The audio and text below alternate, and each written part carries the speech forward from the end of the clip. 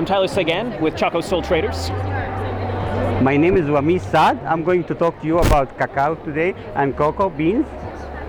And today, together, we're going to show you the little tour of dark chocolate, the healthiest chocolate you can have. Okay, what happened is this is a nut, okay? And this is like, it's not Brazil nut, but they call it cacao nut, okay? This nut is really as old as thousands of years. You know, people, they used to use it before as a currency instead of money, which I learned this from my friend David Wolf, okay? And but what is really very interesting, that this is very healthy for you. What happened is, we know when I analyze blood and analyze cacao, you know, they are both have similar mineral content. They have the magnesium, they have the chromium, they have the vanadium, they have the manganese, you know, which is really, it make you really thinking why when women they lose, like, you know, blood in the period, they are really craving chocolate. Because really what happened, chocolate is similar to the blood. And that's why in Valentine, a man supposed to have some chocolate for his wife, because this is like a comfort food, correct? Absolutely. Chocolate is, of course, a very healthy food. It's one of the highest antioxidant foods that we know, as well as being rich in those trace minerals that you were talking about, iron, manganese, zinc, for example, and of course theobromine, which is a wonderful stimulant that it acts a little bit differently than caffeine, more on your central nervous system and less about your cardiovascular system. But of course, chocolate is also a delicious product that is full of beautiful, healthy fats that we like to exploit when we make the chocolates. So, for example, over here, do it very simply. A nice, beautiful 65% dark chocolate. Now, most people, when they consume chocolate, they like to mix it with a little bit of sugar. Sure, correct. Of course, that makes it a little bit more palatable, because cacao, or the cocoa bean by itself, is an extremely bitter food, as you can well imagine. Yeah. And chocolate comes in a few different varieties. So I'll just introduce you to the cacao bean itself. Inside the pod, there are of course 60 to 30 of these little seeds, covered by a thin shell, thin papery shell, and full of the cacao meat, or the nut of the meat. Where is the best cacao you can get from? As far as we're concerned, the best cacao comes from South and Central America. We like to source our cacao primarily from the Lacandon jungle region in southern Mexico. It's one of the earliest known places that cacao was cultivated, as far as we know, up to 3, maybe even 5,000 years ago. Exactly. And so there's a huge amount of natural variety in that cacao. As opposed to just having 1 or 2 different species, there's cross-pollination. There's certain natural chaos that we can take advantage of that improves both the health of the cacao, for the plant itself and for the ecosystem, but also for the person consuming it. Oh, I see. Okay, but how about the antioxidant? They said it's very high, the antioxidant level. You know, can you really explain this? Well, as far as we know, it is the highest antioxidant food that we know.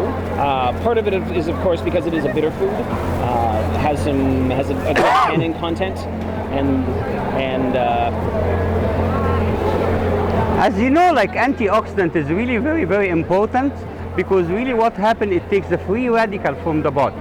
That's why when you go and eat like French fries, for example, that will supply the body with so many free radicals. That's why a piece of really dark chocolate can take off this, you know, like free radical. Because what free radical is a little oxygen in the cell which can damage the cell. That's why you need an antioxidant food, and as we said, dark chocolate is very high in the antioxidant level. So how much dark chocolate would you need to consume in order to help counter that, the free radicals? I believe it depends how much you eat of that unhealthy food. Say, for example, if you don't eat as healthy food, maybe you need, like, you know, to have like kind of 20-30 gram of dark chocolate. But if you eat, like, you know, healthy food, maybe like you can eat like 10 5 gram, which it make you like feel, really happy and, going for, and give you an energy as well. Absolutely. One of the things that we've found about dark chocolate is that if you make good dark chocolate and very dark chocolate, then it takes very little of it to feel satisfied. Exactly. Which is a wonderful thing because you're not consuming all that other sugar and all the other products that typically get associated with chocolate. This is kind of a superfood. What superfood means, like any superfood, you need to eat a little bit of it to see the effect. It's not like any other food. You have to eat so much of it to see the effect.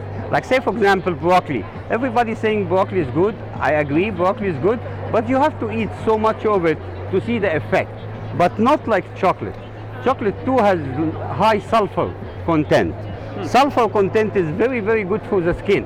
For all this lady who wants glowing skin, they need sulfur. Chromium, vanadium is very, very important element to stabilize blood sugar. Potassium.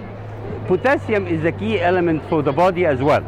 Because as we know, sodium and potassium, they interfere with each other. That's why you need to have high potassium food. And potassium, it's a big atom which can go inside the cell easily. Sodium is a small atom which cannot do that. Okay. Then really I advise everybody to go dark chocolate or as much as they can, and for a healthy life.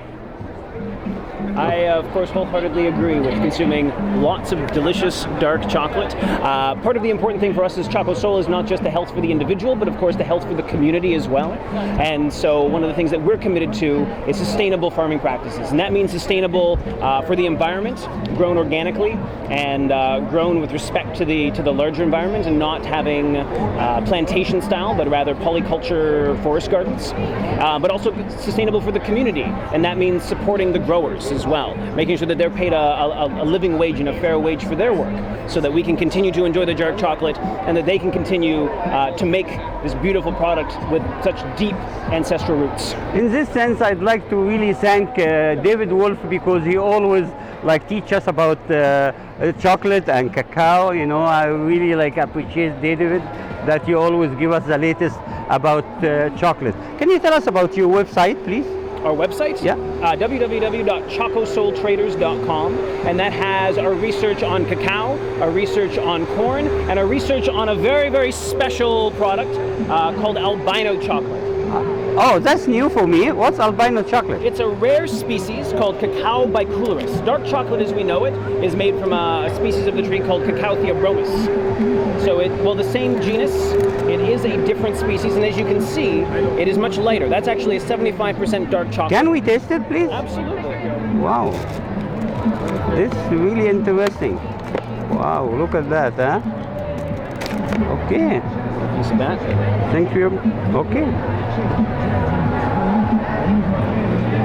Wow. Now for us, this is a very important part of the more traditional, the spiritual ecology of the Mesoamerican forest garden. Oh. It's part of a lot of traditional recipes in Oaxaca, but pretty much unknown outside the region because the beans are very difficult to store, they're very difficult to process, and they're difficult to grow. And so this showcases part of our commitment to that natural polyculture. It's really amazing when sometimes you see some study about chocolate and the dopamine, which make you happy, and the serotonin, and this is the food which can make you happy.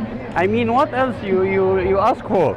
For all these ladies, the husband give you hard time, just go chocolate, okay? And life will be good, okay? Enjoy life. Thanks very much for your... Enjoy chocolate. Exactly. A real pleasure talking to you. The same here. Thank you.